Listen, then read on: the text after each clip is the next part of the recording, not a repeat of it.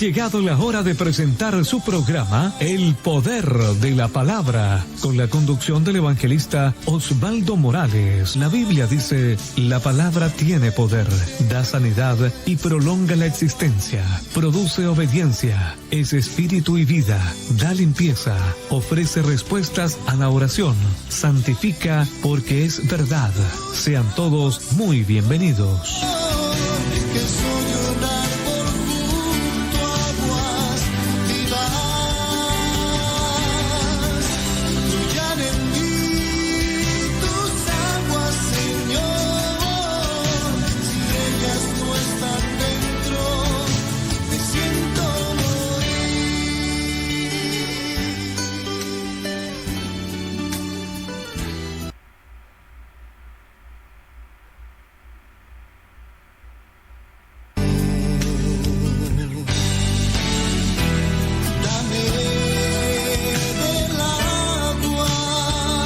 Ha llegado la hora de presentar su programa El Poder de la Palabra, con la conducción del evangelista Osvaldo Morales. La Biblia dice: la palabra tiene poder, da sanidad y prolonga la existencia, produce obediencia, es espíritu y vida, da limpieza, ofrece respuestas a la oración, santifica porque es verdad.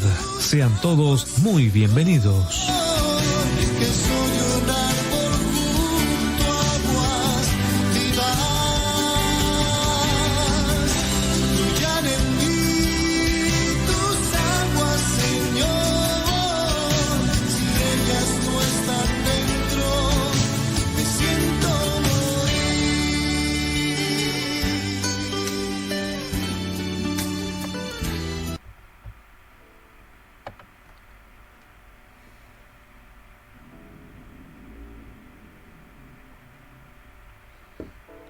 Buenas noches, hermanos, les saludo en esta noche y doy gracias, agradecido al Señor primeramente por estar con ustedes en un nuevo programa evangelístico, El Poder de la Palabra.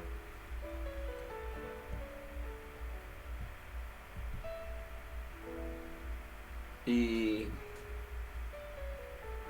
bueno, con gratitud, ¿cierto?, por todos ustedes que siempre están compartiendo los mensajes, poniendo un like, y nuevamente hoy nos edificamos en la poderosa palabra de nuestro Señor Jesucristo. Amén. Comente con sus amigos, ¿cierto?, sobre la palabra del Señor, comparta, que es tan importante, ¿cierto?, expandir el Evangelio de nuestro Señor. Amén. Vamos a ir a la palabra de nuestro Señor. Está en el libro de Romanos, capítulo 4, versículo 5. Ahí está la palabra del Señor. Dice así: mas el que no obra, sino cree en aquel que justifica al impío, su fe le es contada por justicia.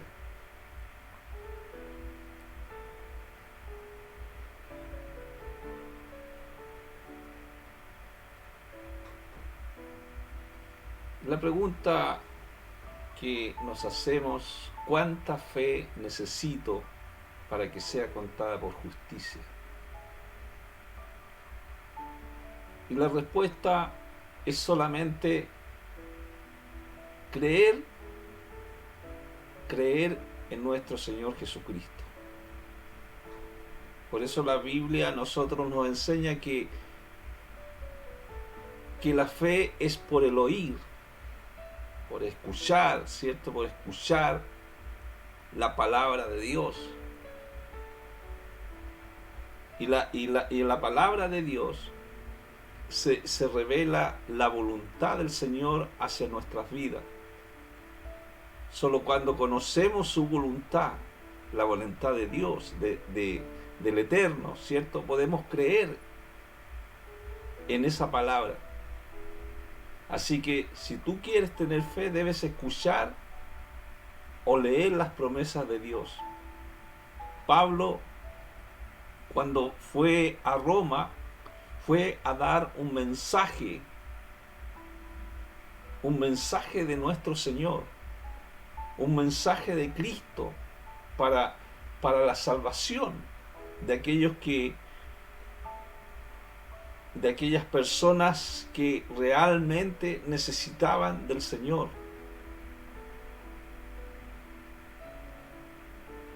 Muchas veces, cuando las personas creen que Dios los salva mediante la fe, mediante de que alguien nos predique el Evangelio, ¿cierto? Y nos dicen que nosotros creamos en nuestro Señor, ahí nosotros empezamos a inquietarnos, ahí el hombre empieza a inquietarse. ¿Tendré fe suficiente? ¿Tendré fe suficiente para que eso pueda ser contada por justicia delante de Dios? Cuando yo confieso mis pecados delante del Señor, ¿es mi fe suficiente, sólida para salvarme? Por eso, hermano, es importante que cuando nosotros creemos en nuestro Señor Jesucristo, lo hagamos del corazón. Confesarlo con la boca y creerlo con el corazón, que se cree para justicia. Mucha gente está confundida hoy en día, confundida de que son salvos o no son salvos. Y a pesar que han hecho una confesión de fe delante del Señor, han creído en el Señor. Y Él nos salva. Él nos salva por su presencia, Él nos salva por creer en su palabra. No es por nuestros sentimientos ni por nuestras obras. No es porque lo que nosotros hacemos o lo que estamos haciendo, sino que es por el don maravilloso de Dios que nos entrega nuestra vida.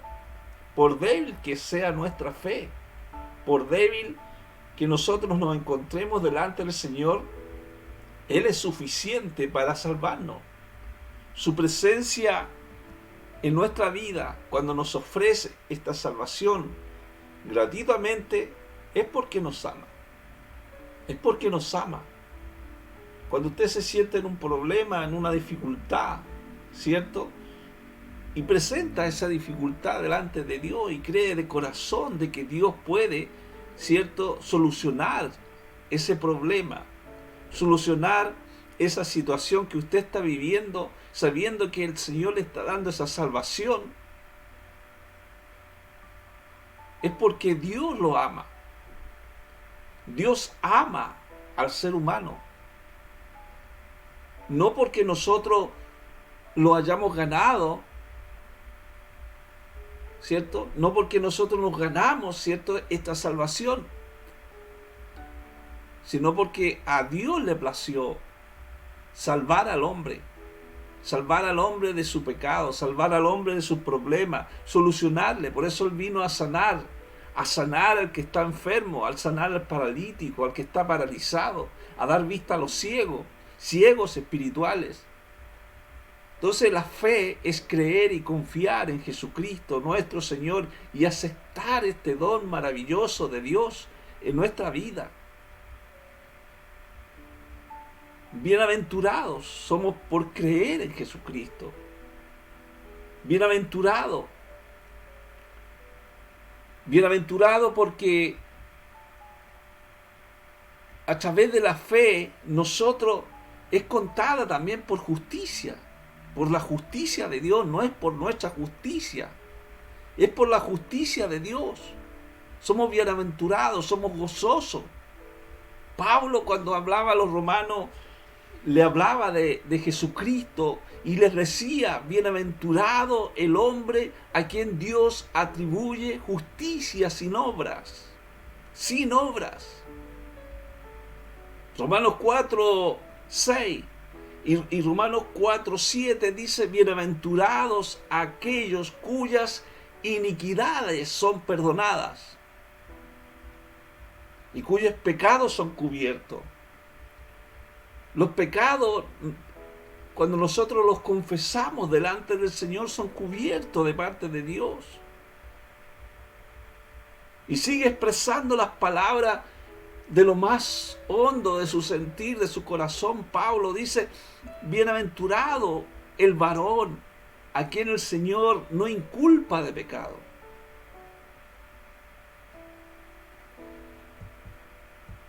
El hombre sentencia, el hombre condena, pero Dios es misericordioso. ¿Qué hacemos con la culpa? Cuando nos sentimos culpables, de algún error o de algún pecado que se pueda haber cometido. Tenemos que ir delante del Señor. Tenemos que ir delante de Dios. El rey David dice que cometió pecados terribles, siendo un hombre conforme al corazón de Dios. Cometió adulterio, cometió homicidio, cometió mentiras. Pero cuando él confesó su pecado delante del Señor, experimentó el gozo del perdón. Cuando nosotros entregamos esos pecados delante del Señor, ahí viene el gozo. Podemos experimentarlo cuando reconocemos el pecado, reconocemos nuestras culpas ante Dios y pedimos su perdón. Cuando reconocemos la culpa y creemos que Dios nos ha perdonado, reconocemos nuestra culpa. Es fácil muchas veces culpar a los demás, como Eva culpó a la serpiente por causa del pecado, o Adán culpó a la mujer, dice: la mujer que tú me diste. Es muy fácil echarle la culpa a los demás por causa del pecado que nosotros tenemos. Por eso la Biblia nos habla que nosotros nos examinemos a nosotros mismos. Tenemos que estarlo examinando continuamente si realmente estamos caminando como Dios quiere que nosotros caminemos. Entonces vemos a David cuando él comete el pecado, ¿cierto? Cuando comete ese pecado, David suplica por misericordia, por perdón y limpieza en su vida.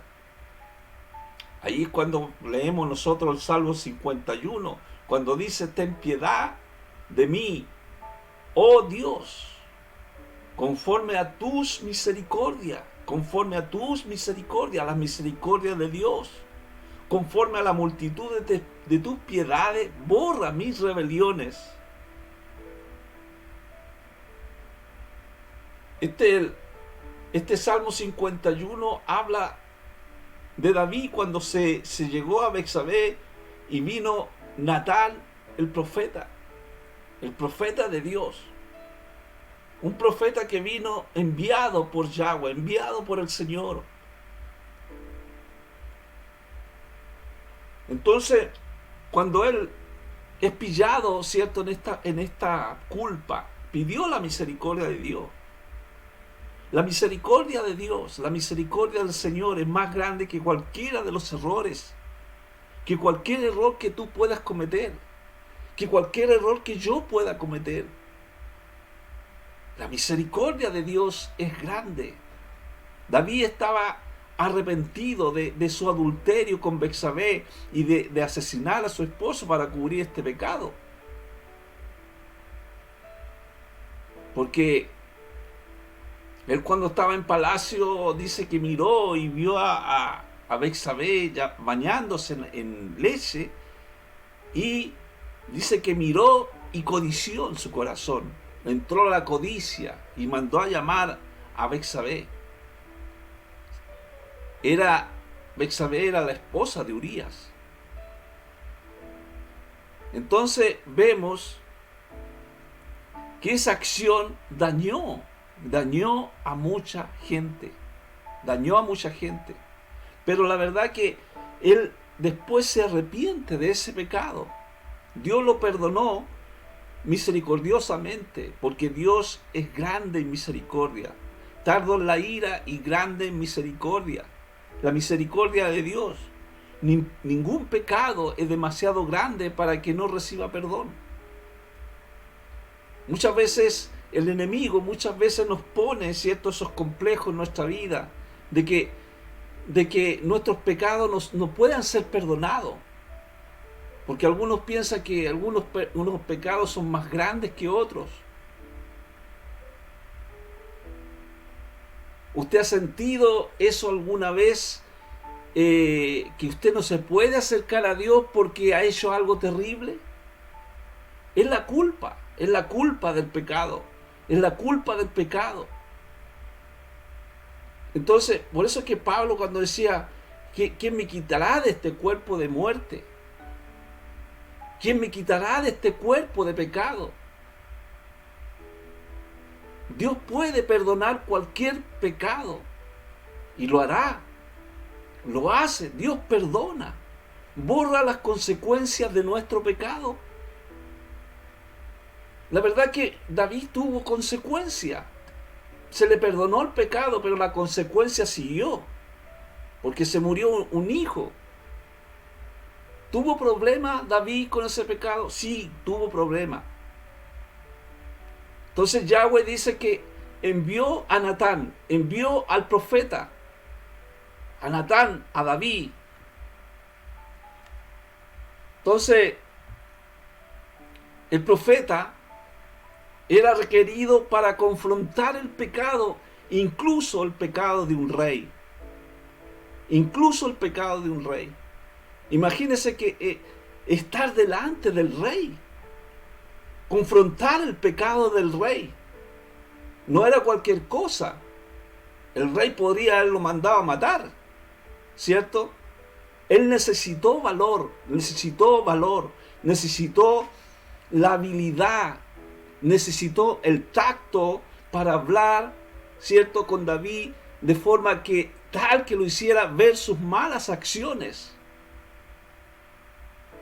Entonces muchas veces cuando nosotros confrontamos noticias desagradables, ¿qué es lo que tenemos que hacer nosotros? Pedir en oración valor, habilidad y tacto. Si queremos que esa persona responda de una manera constructiva, tenemos que pensar lo que vamos a decir. El mensaje es importante cómo se dice. El mensaje de la palabra de Dios es importante como se dice. La palabra de Dios declara que pecado confesado es pecado perdonado. Dios perdona los pecados.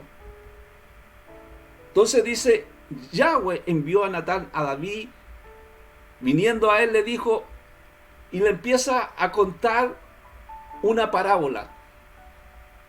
Le empezó a contar una parábola. Natán le empieza a contar una parábola. Mira el tacto que tenía Natán, tenía mucho tacto. Mira la habilidad que tiene Natán para hablarle a David de esta parábola. Le dice, el rico tenía numerosas ovejas y vacas, pero el pobre tenía más que una sola corderita, que él había comprado y criado y que había crecido con él y con sus hijos juntamente, comiendo de su bocado y bebiendo de su vaso, durmiendo en su seno, y la tenía como una hija. Así tenían a esta corderita. Era como parte de la familia de este hombre que la había criado. ¿Ha tenido usted animales regalones que usted los cuida, los protege, los alimenta? Hay gente que trata hasta los animales de hijo. Entonces dice, y vino uno de camino al hombre rico, y este no quiso tomar de sus ovejas y de sus vacas. Imagínense, tenía cualquier cantidad de ganado para guisar para el caminante que había venido a él. Pero ¿qué hizo este hombre rico? ¿Qué hizo este hombre rico? Dice que tomó la oveja de aquel hombre pobre y la preparó para aquel que había venido a él. Esa es la parábola que le estaba diciendo Natán a David, ¿cierto? Con valor, con habilidad, con tacto. Entonces David, como el rey, se encendió en furor. David dice, en gran manera, dice la Biblia, contra aquel hombre. Y le dijo a Natán, le dijo al profeta, vive Yahweh, puso el nombre de Dios. Mire, puso el nombre de Dios, que el que tal hizo es digno de muerte, dijo David, y debe pagar la cordera con 4 tantos porque hizo tal cosa y no tuvo misericordia. Entonces Natán le dijo a David, tú eres aquel hombre, tú eres aquel hombre. Entonces, ¿qué vemos nosotros aquí, amado? Natán le sacó a David una sentencia contra sí mismo. Muchas veces, amados, es muy fácil poner sentencias sobre otros, sobre otras personas. Pero esa sentencia, la que traía Natán, el profeta, era la sentencia para David. Y él mismo se sentenció. Imagínese que él dice la palabra de Dios, que puso el nombre de Yahweh, el nombre de Dios. Puso el nombre de Dios. Sabiendo que había cometido pecado, sabiendo que cometió el pecado. Imagínese hacer un pecado y poner el nombre de Dios. A nosotros la Biblia nos enseña que tú sí seas sí, que tú no seas no. Eso es lo que nos enseña a nosotros. No juréis ni por el cielo ni por la tierra. ¿Cierto? No tenemos que jurar por Dios. Y menos cuando hay un pecado. Sabemos que tenemos un Dios que lo ve todo. Dios lo ve todo. Entonces hay una enorme necesidad de prudencia al reprender. ¿Por qué? Muchas veces cuando nosotros queremos reprender a otros, quizás a lo mejor también nos estamos reprendiendo a nosotros mismos. Por eso es que es importante, amados, que nosotros tenemos que examinarnos a nosotros mismos. Entonces, ¿qué es lo que hizo Natán? Fue fiel en su aplicación, en cómo aplicó el mensaje, que traía de Yahweh a esa persona, a David en este caso. Y después le dice con palabras muy claras, cuando dice David estas palabras, dice, y ese hombre, esa persona, ese hombre es digno de muerte. Y ahí es cuando Natán le dice, tú eres aquel hombre, tú eres aquel hombre. O sea, puso su sentencia sobre sí. David se condenó a sí mismo, Por eso la Biblia dice, por lo cual ahora no se apartará jamás de tu casa la espada. Y dice, Yahweh, aquí habla Dios, ¿cierto? He aquí, yo haré levantar el mal sobre ti de tu misma casa. ¿Por qué no iba a apartar la espada? Por cuanto menospreciaste y tomaste la mujer de Urías, Eteo, para que fuese tu mujer. Entonces el mal no se va a apartar de tu casa. Tomaré tus mujeres delante de tus ojos, las daré a tu prójimo, el cual yacerá con tu mujer a la vista del sol, porque tú lo hiciste en secreto. Muchas veces las personas cuando cometen pecado en secreto, porque hay pecados en secreto, piensan que nunca van a ser conocidos. La Biblia a nosotros nos enseña que no hay nada oculto que no se sepa. Siempre se va a saber el secreto. Entonces dice, porque tú lo hiciste en secreto, más yo lo haré de esto delante de todo Israel y a pleno sol. ¿Se acuerda cuando pillaron a Jimmy Swaggart? Lo pillaron, ¿cierto? Saliendo de un hotel. Él pensaba que nunca lo iban a pillar. Entonces vemos, amado, la consecuencia del pecado. La consecuencia del pecado de David era el derramamiento de sangre entre los de su casa, la rebeldía de parte de sus hijos, la inmoralidad sexual entre los miembros de su propia familia. Son predicciones, consecuencia del pecado, debido a que David también asesinó a Urías, lo mandó a la peor batalla para que él muriera. Eso se trata de un homicidio, parece que es la palabra. Y robó a su mujer, tomó a su mujer. Entonces, el asesinato fue una amenaza constante en su familia. Su propia casa se rebeló contra él. Su hijo, su esposa fueron dadas a otro a la vista del pueblo. Su primer hijo con Betsabé murió. Cuando él dice que el hijo tuvo una gravísima enfermedad y él empezó a orar, a ayunar delante de Yahweh para que Dios lo sanara. Pero dice que después de los 7 días murió el hijo. Y él se fue y se lavó la cara y fue a comer. Y todos lo miraban. ¿Por qué David hacía eso? Si antes ya estaba ayunando, estaba postrado delante de Dios para que lo sanara. Y cuando él supo que había muerto su hijo, se lavó la cara como algo normal y fue a comer. Y le preguntaron, le dijeron que por qué hacía eso. Le dijo, él se fue al cielo. ¿Qué puedo hacer yo? No lo puedo hacer volver. Soy yo el que tengo ahora que volver, ir a Dios.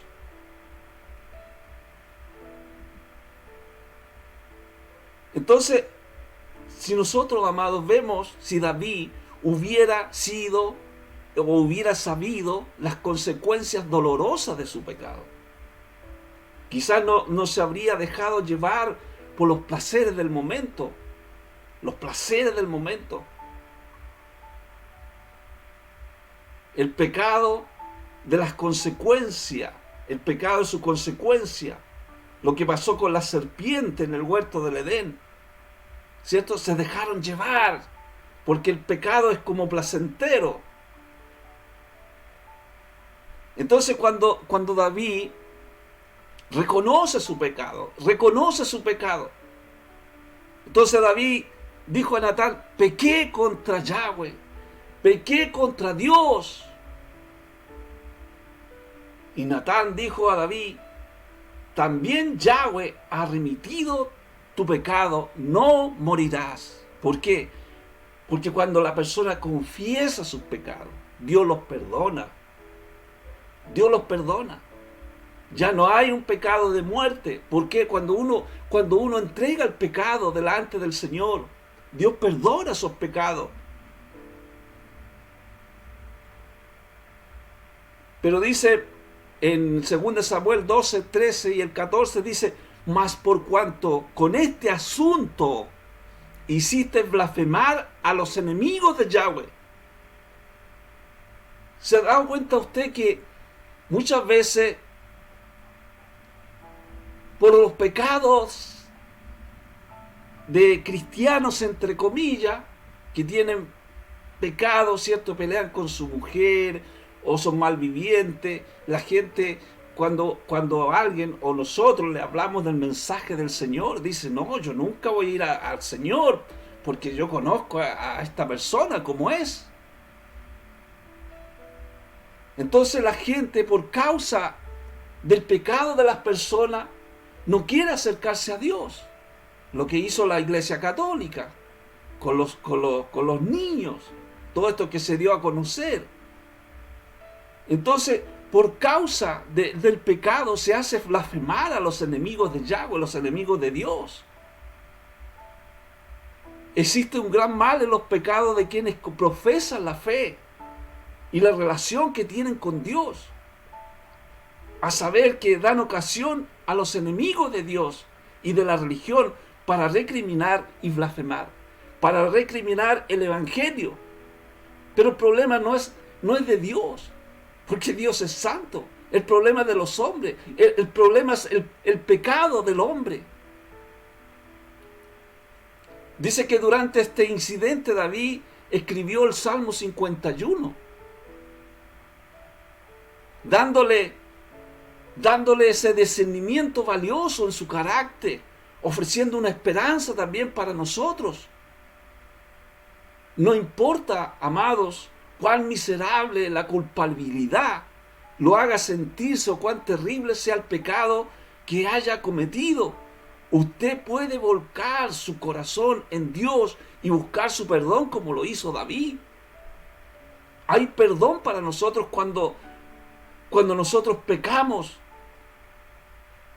También en el Salmo 32, no se lo voy a leer porque es demasiado largo, usted lo puede leer en la casa, expresa el gozo de David, expresa ese gozo de la misericordia de Dios.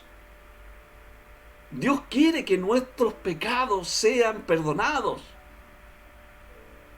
Salmo 51:4 dice, contra ti solo he pecado y he hecho lo malo delante de tus ojos para que sean reconocidos justos en tu palabra y he tenido por puro en tu juicio. Él reconoció que había pecado. Si has fallado por causa del pecado, aléjate del pecado y no te alejes de Dios. No te alejes de Dios. Acércate a Dios, pidiéndole perdón al Señor. Cuando David dijo, he pecado contra ti, Señor, he pecado contra ti, Dios. ¿Qué es lo que hizo Natán? ¿Qué hizo el profeta? Se dio cuenta que era un verdadero arrepentido, se había arrepentido. Le aseguró que su pecado había sido perdonado. No morirás, le dijo, no morirás por causa de este pecado. Esto es, no morirás eternamente, ni estarás por siempre lejos de Dios, porque Dios te va a perdonar, Dios te perdona. David lo que dijo, que lo hecho fue en contra de Dios. Cuando alguien roba, cuando alguien mata, cuando alguien calumnia, lo hace en contra de una persona.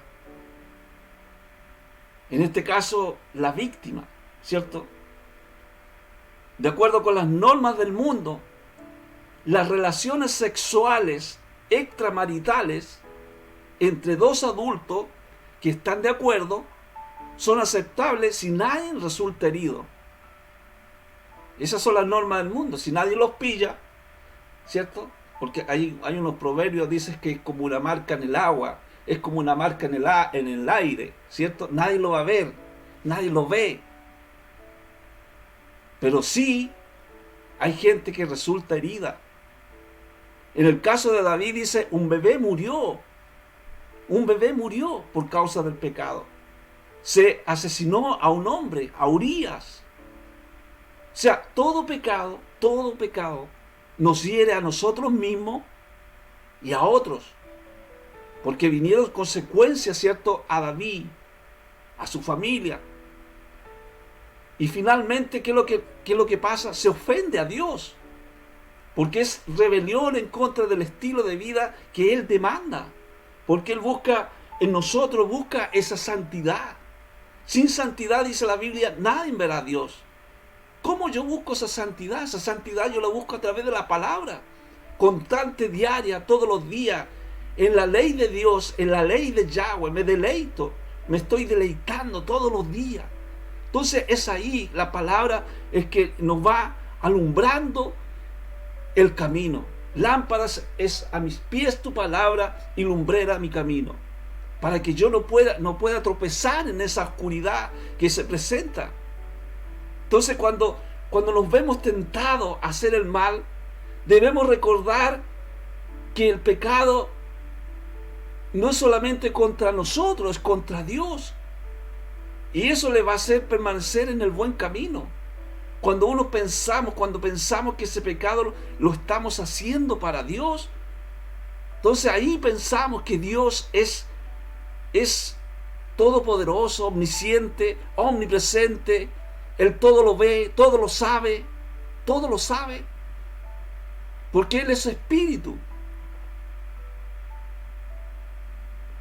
Vemos a David en una súplica por misericordia, por perdón, por limpieza, por la limpieza de la presencia de Dios, cuando Él le dice en el Salmo 51:7, purifícame con hisopo y seré limpio, lávame y seré más blanco que la nieve.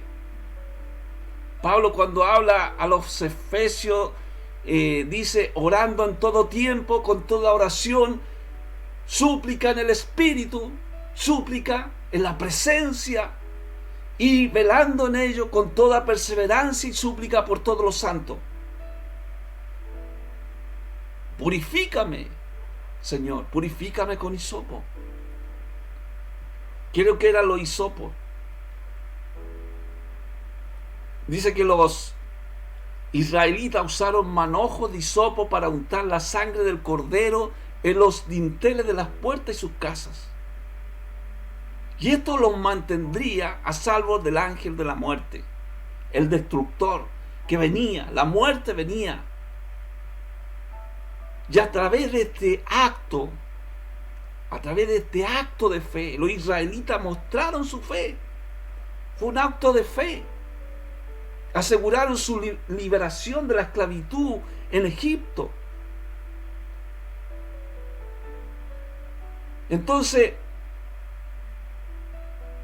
este versículo que habla, purifícame con hisopo y seré limpio, lávame y seré más blanco que la nieve, hace un llamado a la purificación por el pecado y la disposición para servir a Dios.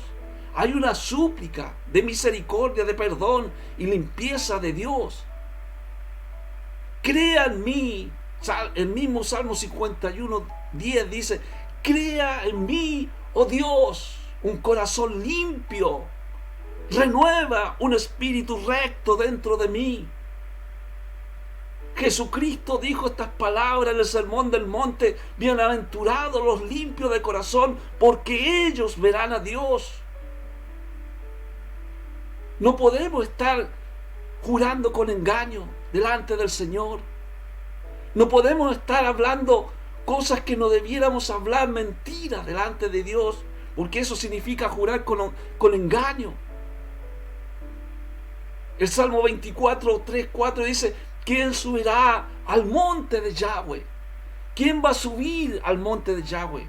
¿Quién estará en su lugar santo? El limpio de manos y puro de corazón, el que no ha elevado su alma a cosas vanas, ni ha jurado con engaño. Jurar con engaño, hermano, significa mentir bajo juramento. Mentir.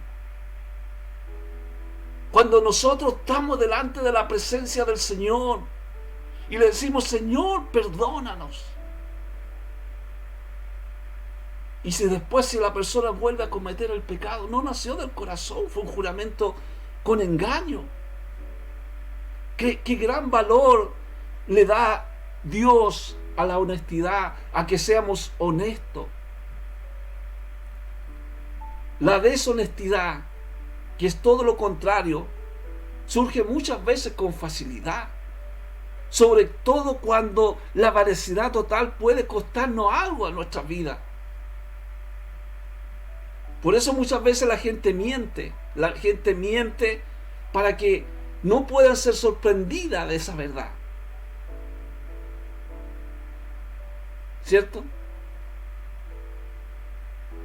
La deshonestidad muchas veces hace sentir incómodos o colocarnos en una posición desfavorable. Nos incomoda, sobre todo a los que creen en el Señor. Entonces, sin una comunicación sincera con el Señor, tenemos que tener una comunicación ¿cierto?, de verdad con el Señor. Una comunicación. Cada día tenemos que tener esa comunicación con el Señor. Porque si no hay una comunicación, esas relaciones se produce un obstáculo. Hay un obstáculo porque Dios no se complace en el pecado. No se complace en el pecado. Entonces tiene que haber una honestidad, pureza. Sin una honestidad y pureza se vuelve imposible una relación con Dios. Por eso el pueblo de Israel siempre fracasaba porque era deshonesto con Dios. Si mentimos a otro, comenzamos a engañarnos a nosotros mismos. Nos engañamos a nosotros mismos. Dios no puede oírnos ni hablarnos si levantamos un muro de autoengaño. Ese es el pecado. Es el pecado. Por eso David en el Salmo 51:5 dice: he aquí, en maldad he sido formado, y en pecado me concibió mi madre. Ayer estuvimos hablando del pecado de Adán. Por un hombre entró el pecado a este mundo, ¿cierto? Por un hombre, pero por otro entró la salvación, que es Jesucristo. Entonces, cada persona que nace con esa rebelión en su corazón, en su vida. Por eso es necesario que nazca de nuevo. Hay dos nacimientos: el nacimiento que uno tiene, ¿cierto?, que nació de su madre, pero también el nacimiento espiritual en Cristo.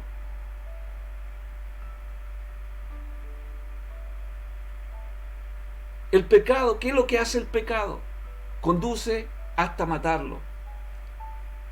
Empieza a quemar, hasta que totalmente se desintegra. Bendito sea Dios. Bendito sea el Señor. A ver qué dice el libro de Santiago. Gloria a Dios. Este versículo no lo tenía anotado, y usted puede buscarlo ahí también.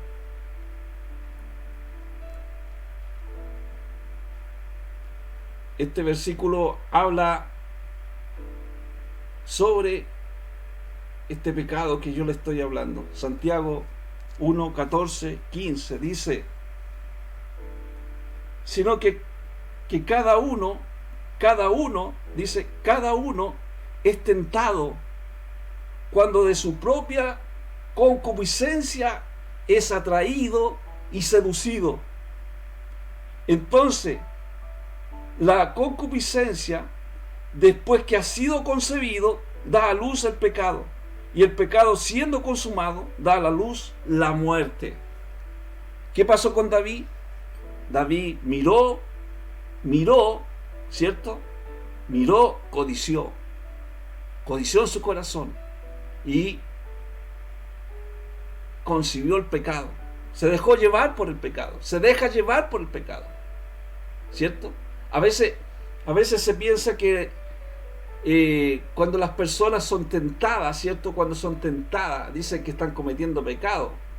El pecado es cuando se convierte en pecado, cuando se consume el pecado.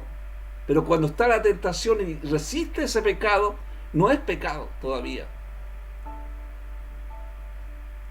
Por eso, debido a que el hombre nace como una persona rebelde, ¿cierto?, con pecado, con la naturaleza adánica,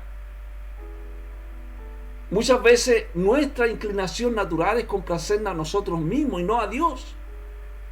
No a Dios. Entonces, ¿qué es lo que siguió David? David siguió esta inclinación cuando tomó la esposa de otro hombre. También nosotros la seguimos cuando pecamos en cualquier forma. Cuando nos dejamos llevar por ese pecado. Entonces debemos nosotros pedir a Dios que nos limpie desde adentro, que nos limpie, como David hablaba. Señor, límpianos con hisopo. El gozo viene por la súplica y la misericordia de Dios. Por perdón, pedir perdón y limpieza de Dios. Pedro, cuando le pregunta a Jesús, Señor, ¿cuántas veces tenemos que pedir perdón? ¿3 veces? No, le dijo, 7 veces. 7 veces, porque antiguamente era como 3, el mayor perdón que podía hacer el pueblo de Israel. Pero le dije, él quería parecer más que él podía perdonar. 7 veces, le dice, 7 veces. Y Jesús le dice 70 veces 7. O sea, hay que perdonar, ¿cierto? Todas las veces que nosotros podamos perdonar, hay que perdonar. Jesucristo dijo en la cruz, Señor, perdónalo, porque no saben lo que hace, a pesar de que fue llevado a la cruz del Calvario, a ser sacrificado. Su misericordia viene cuando nosotros suplicamos el perdón. El ladrón en la cruz, Señor, acuérdate cuando entres en el paraíso. De este día estarás conmigo en el paraíso, le dice el Señor. Entonces, cuando viene el perdón, por eso David decía, vuélveme el gozo de tu salvación y un espíritu noble me sustente. Vuélveme el gozo de tu salvación, porque cuando el hombre está en pecado, es como que ha perdido la salvación. Aunque no la haya perdido, si estamos hablando de personas que son cristianas. El gozo se mantiene cuando nosotros vamos a enseñar ante el Señor. Vuélveme el gozo de tu salvación. Cuando nosotros pensamos en esa salvación que está constantemente en nuestras vidas, cuando nos tomamos la armadura de Dios en la mañana, cuando nos levantamos, nos ponemos el yelmo de la salvación. Sabemos que la salvación es de Dios, no es nuestra. Vuélveme el gozo de la salvación. Es cuando nosotros experimentamos el perdón en la presencia del Señor a través de la oración. Entonces experimentamos esa salvación con Cristo. Experimentamos su vida plena, su vida completa en nuestra vida, confesando los pecados delante de la presencia de Dios, como lo hizo David. Le dijo a Dios que le devolviera el gozo para poder andar con Él, para caminar con Él. Entonces, cuando nosotros pedimos perdón, cuando el hombre pide perdón a Dios, cuando hay una súplica constante, cuando hay una humillación constante delante del Señor, viene la reconciliación de Dios. Pablo a los Corintios dice, y todo esto proviene de Dios, quien nos reconcilia consigo mismo por Cristo y nos dio el ministerio de la reconciliación. Que Dios estaba en Cristo reconciliando consigo al mundo, no tomándole en cuenta a los hombres sus pecados, y nos encargó a nosotros la palabra de la reconciliación. Dios nos manda esta palabra para que el mundo se reconcilie. Que alguien te diga, lo siento, te necesito, después de haber tenido una pelea, significa que le importa mucho más que su orgullo. Debemos dejar el orgullo a un lado. Dios nos atrae a sí mismo, nos reconcilia. Es un imán, es una atracción. Jesucristo, su presencia es una atracción, nos atrae. Él derribó, dice, la pared intermedia, esa pared entre los judíos y los gentiles. Ahora en Cristo Jesús, nosotros en otros tiempos estábamos lejos, ahora somos cercanos por la sangre de Cristo, por su sangre, porque Él es nuestra paz, Él es nuestra tranquilidad. No es la paz que está dando el mundo hoy en día, es la paz de Cristo, es la paz de su presencia. Dice de que ambos pueblos hizo uno, derribando la pared intermedia de separación. Cristo derribó las paredes que las personas levantaron entre ellas. El mundo pone una pared de orgullo entre los unos y los otros. podemos disfrutar, amados, de una verdadera unidad con personas que no son como nosotros. Hoy día los orgullos de las congregaciones por sus carteles, que solamente son ellos. ¿Qué es eso? ¿Qué es eso? Jesucristo derribó esas paredes. Esto es lo que llamamos una verdadera reconciliación. Gracias a la muerte de Cristo, todos somos parte de una sola familia. Aquí no existe la congregación de la esquina, la congregación de allá, del otro lado. No, aquí solamente Cristo es nuestra reconciliación. Nuestra hostilidad en contra de otro ha desaparecido. Ha desaparecido. Tenemos una entrada por el Espíritu, por su presencia. Por eso Pablo, cuando dice, aboliendo en su carne las enemistades, la ley de los mandamientos expresado en ordenanza, para crear en sí mismo de los dos un solo y un nuevo hombre, haciendo la paz mediante la cruz, reconciliar con Dios a ambos en un solo cuerpo, judíos, gentiles, ¿cierto? No importando las razas, matando en ella las enemistades. Vino y anunció las buenas nuevas de paz a nosotros que estabais lejos, a los que estaban cerca. ¿Se acuerda cuando estábamos lejos de Dios? Ni siquiera lo conocíamos. Pero alguien nos predicó de este evangelio hermoso, maravilloso, de este don precioso que Dios entrega a nuestra vida. Porque por medio de Él, los unos y los otros, tenemos entrada por el mismo Espíritu al Padre, a Yahweh.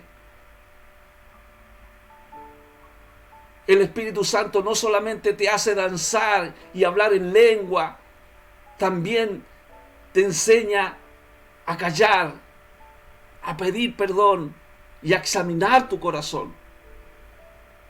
Tenemos el acceso al Padre mediante el Espíritu Santo. Él nos hace justos. Ya no somos extraños o extranjeros para Dios cuando nosotros confiamos en Cristo, cuando tenemos este privilegio de animar a otros para que hagan lo mismo, y de esa manera somos aquellos que tienen el ministerio de la reconciliación. La pregunta es, cuando empezamos la predicación, ¿cuánta fe necesito para que esa fe sea contada por justicia?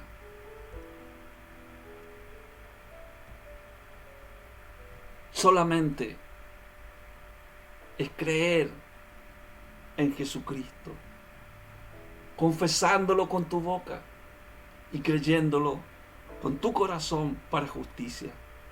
Es por oír, y el oír la palabra de Dios. Y la palabra de Dios se revela de su voluntad.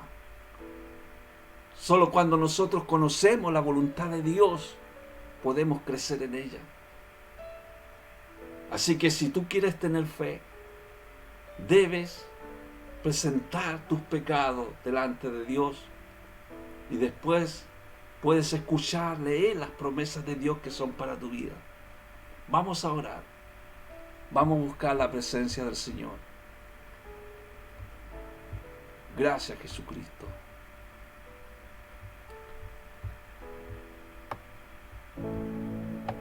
Gracias, Señor.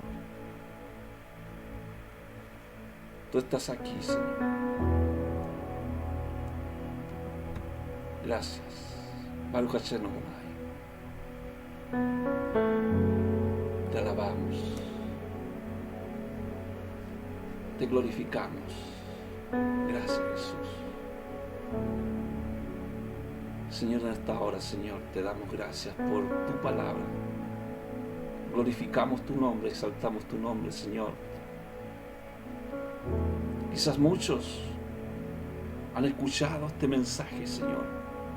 Quizás tú empiezas a trabajar ahora en sus corazones, empiezas a tocar. Y quizás en su mente están diciendo, tendré suficiente fe. ¿Será mi fe sólida para salvarme?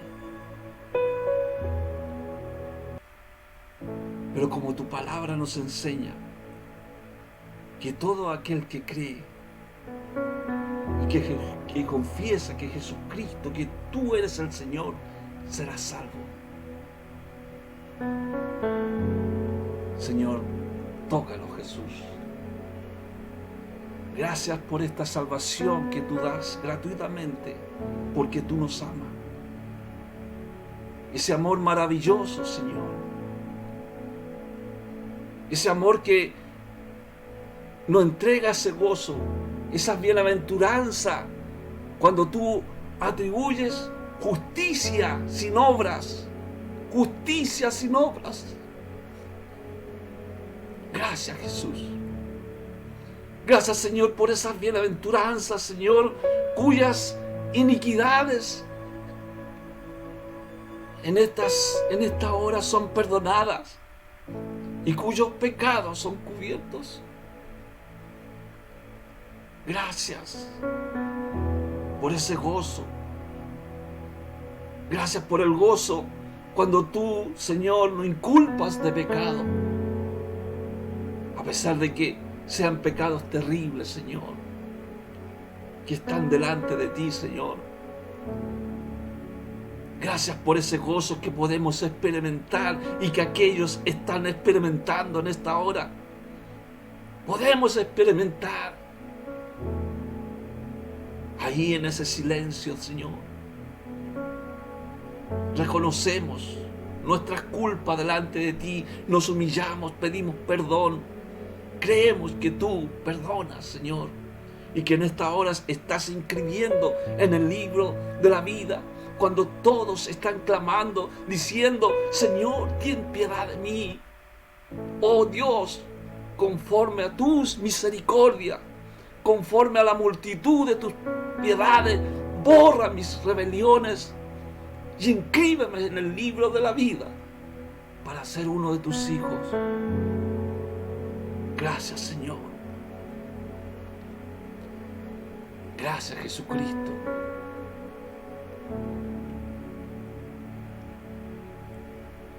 Gracias por tu presencia.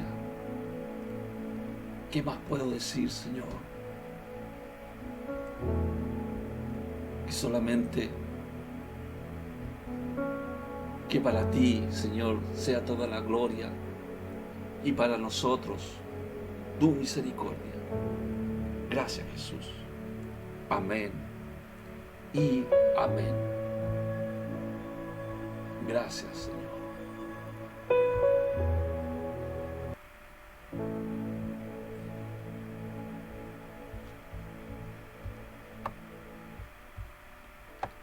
Gracias, hermano. Gracias, hermano Juan Carlos.